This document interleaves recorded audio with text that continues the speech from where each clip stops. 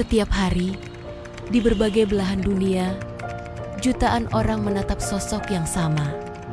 Seorang perempuan yang sederhana dari Nazaret yang dipanggil Bunda Maria. Namun, di luar gereja Katolik, banyak yang bertanya, siapa sebenarnya Maria bagi umat Katolik? Nama saya Nadia dan agama saya Islam. Apakah kamu pernah mendengar siapa itu Maria dalam Katolik? Ya, pernah. Menurutmu siapa itu Maria? Kalau dalam ajaran Islam, mungkin Bunda Maria itu seperti Maryam yang melahirkan Nabi Isa. Mungkin seperti itu. Tapi kenapa dalam agama Katolik mereka mendoakan Bunda Maria? Ya, baik. Dari kepercayaan saya, buku kitab suci Alkitab, itu dijelaskan bahwa Bunda Maria adalah Ibu Yesus. Dia yang dipercayai oleh Bapa Surgawi sebagai Ibu Perawan yang melahirkan Tuhan Yesus Kristus ke anaknya yang tunggal ke dunia. Tapi yang saya pertanyakan itu adalah, di kepercayaan saya hanya berdoa kepada Tuhan Yesus Kristus. Kenapa di agama Katolik juga perlu berdoa kepada Bunda Perawan Maria? Nama saya Ingrid Daga, agama saya Kristen Katolik. Maria adalah Bunda kita Tuhan Yesus Kristus yang diutus oleh Allah Bapa. Dan juga dalam kepercayaan Katolik, Bunda Maria adalah perantara doa-doa umat Katolik yang ditujukan kepada Bapa Yesus Kristus. Saya tumbuh dan besar dalam iman Katolik dan saya sering berdoa sama Maria. Tapi sekarang saya ingin tahu lebih dalam siapa itu Bunda kita, Bunda Maria.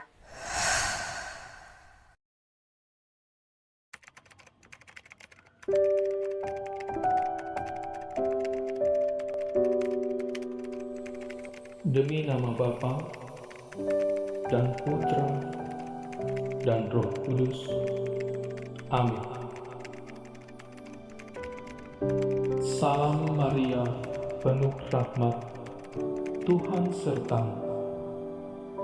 Terpujilah engkau di antara wanita, dan terpujilah buah tubuhmu Yesus. Santa Maria, Bunda Allah, doakanlah kami yang berdosa ini, sekarang dan waktu kami mati. Amin. Demi nama Bapa dan Putra dan Roh Kudus. Amin.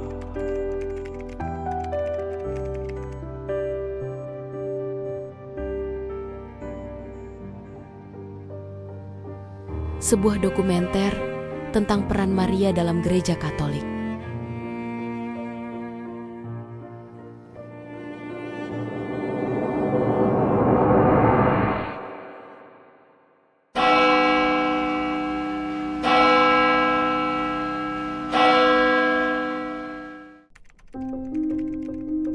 Bagi umat Katolik, Bunda Maria bukan hanya simbol iman kepada Maria, dimulai dari kitab suci, dari seorang gadis sederhana di Nazaret yang percaya pada janji Allah. Ketika malaikat Gabriel datang membawa kabar, Maria menjawab dengan iman, "Terjadilah padaku menurut perkataanmu." Dari kata sederhana itu, lahirlah keselamatan dunia. Kitab suci cukup jelas menggambarkan peran Maria, terutama dalam Injil Lukas dan juga Injil Yohanes, tapi juga dalam Injil yang lain. Sebenarnya peran Maria itu memungkinkan sosok Allah menjadi manusia dalam diri Yesus Kristus. Jadi Maria dibutuhkan sebagai ibu bagi Yesus. Jadi peran itu sangat jelas. Allah itu membutuhkan peran dari seorang Maria supaya melahirkan Yesus sebagai manusia. Jadi sangat jelas sebetulnya. Yang diungkapkan dalam misalnya Injil Lukas itu adalah gambaran tentang kabar sukacita yang disampaikan oleh malaikat Gabriel, dan pada saat itu Maria menyatakan ya dia bersedia menjadi ibu bagi Yesus. Jadi pengertian Dewi itu apa?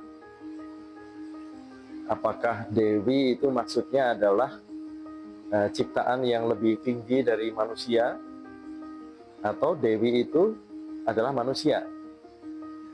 Jadi kalau pengertiannya yang pertama, jadi kalau Dewi itu maksudnya adalah ciptaan yang lebih tinggi dari manusia, atau bahkan kadang-kadang disamakan dengan Tuhan. Seperti halnya dalam agama-agama politeis itu kan mengatakan ada banyak dewa-dewi. Nah itu artinya mereka setara dengan Tuhan. Tetapi ada banyak. Nah kalau itu maksudnya, bukan. Maria bukan dewi. Bukan dewi dalam pengertian seakan-akan dia itu setara dengan Tuhan. Atau Maria juga tidak dipahami sebagai ciptaan yang lebih tinggi dari manusia lain. Tidak. Maria adalah manusia seperti kita semua.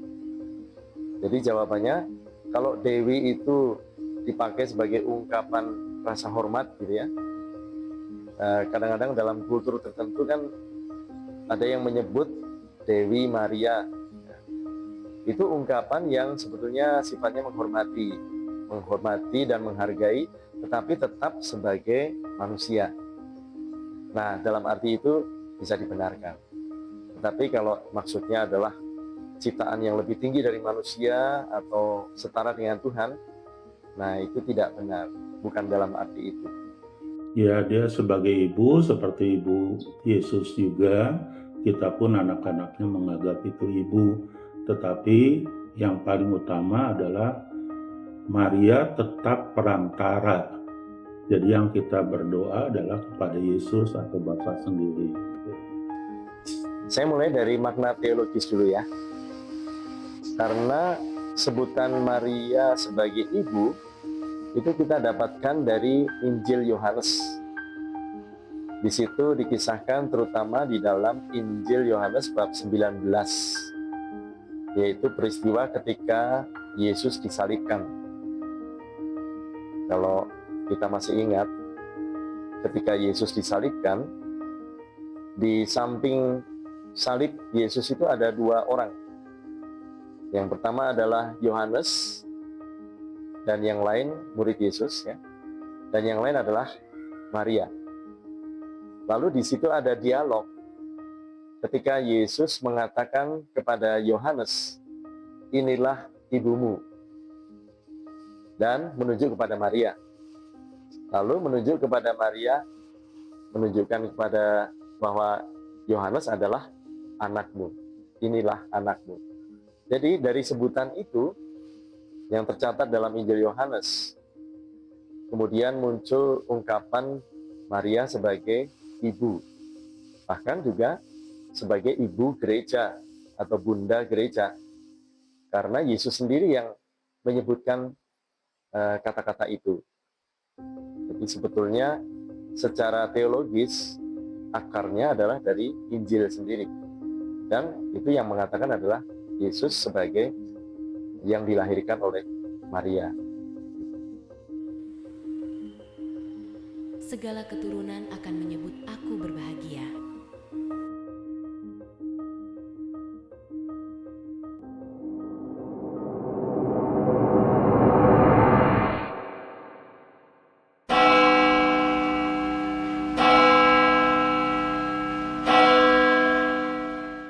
Di banyak tempat, umat Katolik datang berdoa di depan patung Maria. Ada yang datang membawa ucapan syukur, ada juga yang datang membawa luka.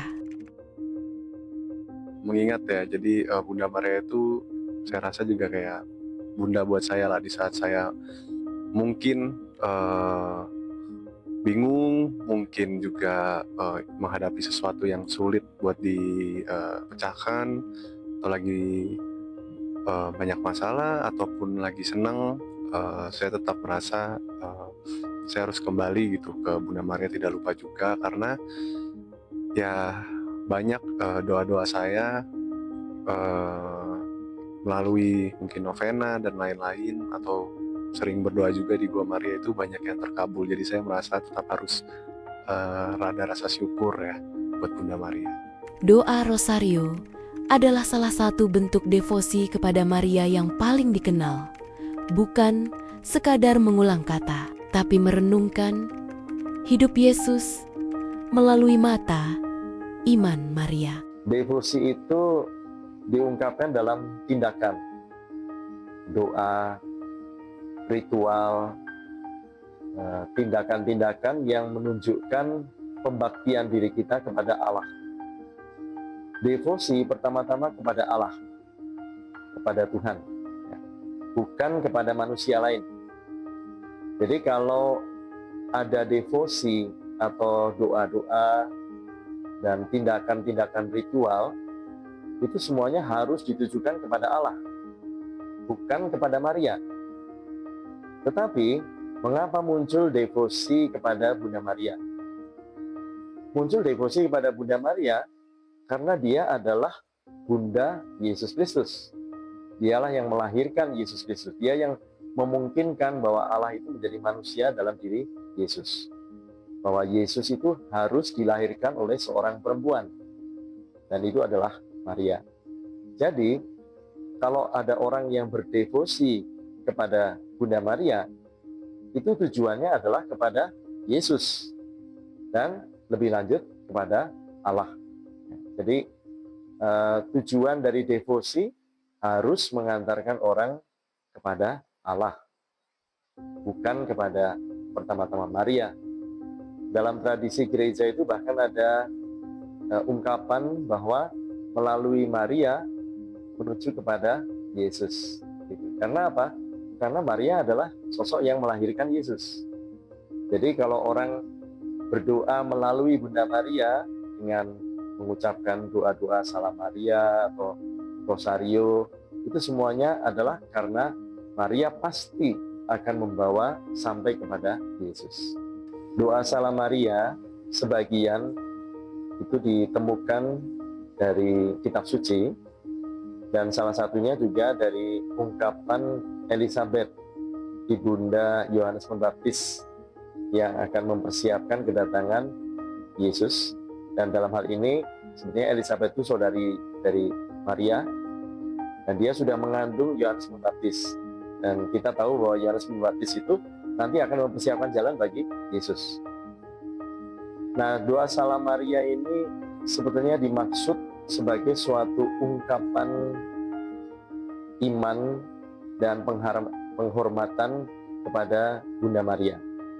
Karena ungkapan ini melambangkan sukacita Bunda Maria sendiri ketika dia menerima tugas atau menerima kabar sukacita untuk melahirkan penyelamat.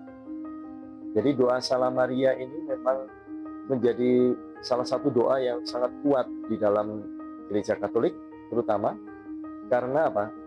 Karena membantu umat beriman untuk meminta bantuan kepada Bunda Maria, sehingga permohonan-permohonan mereka pun bisa disampaikan kepada Yesus.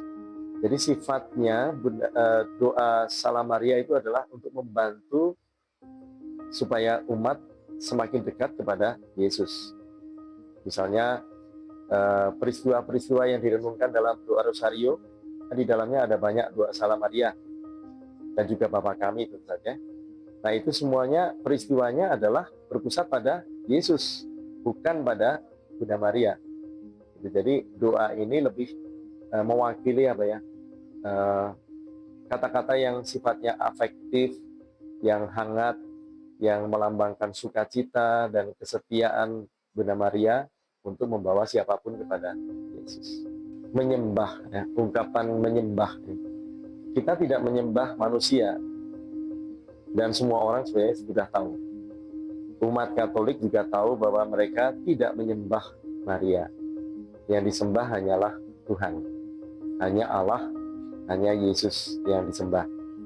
Jadi ungkapan menyembah Maria itu seringkali muncul karena penilaian. Jadi ada beberapa praktik dalam devosi. Tadi saya sudah menjelaskan devosi ya. Ada praktik dalam devosi yang kadang-kadang seperti mengungkapkan penyembahan kepada Maria. Padahal seharusnya devosi itu diungkapkan sebagai permohonan atau minta bantuan kepada Bunda Maria. Seharusnya devosi diarahkan sebagai cara untuk berdoa yang minta bantuan kepada Bunda Maria supaya membantu menyampaikannya juga kepada Yesus. Tetapi sayangnya ada beberapa praktik memang yang tampaknya terlalu mengungkapkan seakan-akan Maria lah yang disembah di situ. Padahal Maria adalah manusia seperti kita. Jadi kita meminta bantuan seperti layaknya kita juga minta bantuan kepada teman atau minta bantuan kepada orang tua kita sendiri, minta bantuan untuk mendoakan kita. Nah, seharusnya seperti itu. Tapi memang kadang-kadang kelihatan bahwa ada yang mengungkapkan seolah-olah dia menyembah pada Maria. Dan itu sebenarnya penilaian yang tidak tepat. Dan mungkin itu menjadi semacam kritik atau penyadaran kembali juga untuk umat Katolik supaya tetap mengarahkan doanya, penyembahannya hanya kepada Tuhan. The Vatican has confirmed that the title Co-Redemptrix will not be officially used for the Virgin Mary. Church officials explained that this decision reflects a commitment to theological accuracy and seeks to avoid misunderstandings about Mary's unique role in salvation history. While honoring her profound significance, the Church emphasizes that redemption remains solely through Christ. Paus Leo itu menyetujui catatan dogmatik yang dikeluarkan oleh Dikasteri Ajaran Iman dari Vatikan. Dan itu dipublikasikan pada tanggal 4 November sebetulnya. Tapi disetujuinya sudah sejak tanggal 7 Oktober 2025 sebetulnya oleh Paus Leo ke-14. Ya. Jadi intinya dalam catatan itu ditegaskan bahwa Maria bukan co-redemptrix. Nah, mungkin kita perlu tahu ya, redemptrix itu apa? Co-redemptrix itu apa? Redemptrix itu istilah dalam bahasa Latin yang mengungkapkan seorang penebus, tapi yang feminin, perempuan. Jadi memang diterapkan pada Maria. Ungkapan itu sebenarnya sudah lama muncul, tetapi tidak pernah disetujui sebagai dogma. Tidak pernah. Jadi bukan bahwa Paus Leo ke-14 itu tidak menyetujui atau menolak lagi, tapi memang itu tidak pernah disetujui sebagai dogma. Tidak pernah. Mengapa? Karena istilah co-redemptrix itu berarti kurang lebih artinya penebus bersama. Nah, seakan-akan menempatkan Maria ini menebus dunia, menebus dosa manusia bersama dengan Yesus. Padahal tidak. Yang menebus dosa manusia adalah Yesus, bukan Maria. Ya. Tapi bahwa Maria itu bekerja sama dengan Allah ketika dia mengatakan iya, dia mau mengandung dan melahirkan Yesus. Kalau tidak ada Maria yang mengatakan iya, Yesus juga tidak pernah menjadi manusia, gitu kan? Jadi dalam arti itu sebetulnya harus dipahami bahwa Maria bukan penebus bersama. Bukan Maria yang menebus dosa manusia, tapi Yesus. Satu-satunya penebus kita adalah Yesus. Dan itu sudah cukup di dalam kitab suci. Oleh karenanya, Paus itu mau mengoreksi atau mau membetulkan, itu kan gelar ya. Jadi gelar co-redemptrix itu tidak tepat untuk dipakai atau dipergunakan di dalam devosi, karena itu bisa ditafsirkan keliru. Seakan-akan Maria itu menebus dunia bersama dengan Yesus. Padahal penebus kita hanya satu. Dan mediator kita juga cuma satu. Maka istilah yang lain juga dibahas dalam dokumen itu adalah pengantara segala rahmat. Dan Maria kadang-kadang disebut demikian. Nah, istilah ini juga bisa ditafsirkan keliru.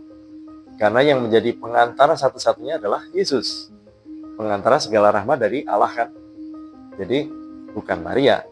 Tapi Maria selalu dihormati sebagai yang bekerja sama dengan Yesus dan dengan Allah terutama ya, karena dia bersedia untuk mengandung dan melahirkan Yesus. Dan dalam hal itu saja dihormati.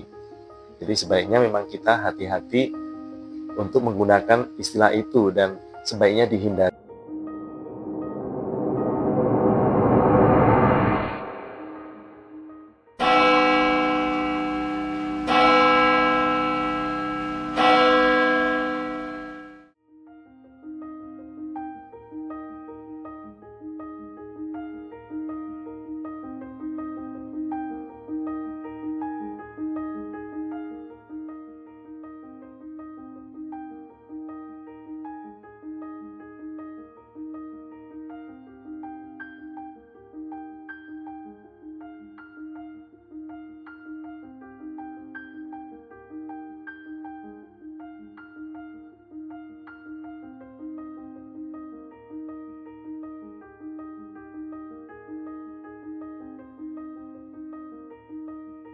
Bunda Maria, ajarilah kami untuk percaya seperti Engkau percaya kepada kasih Allah.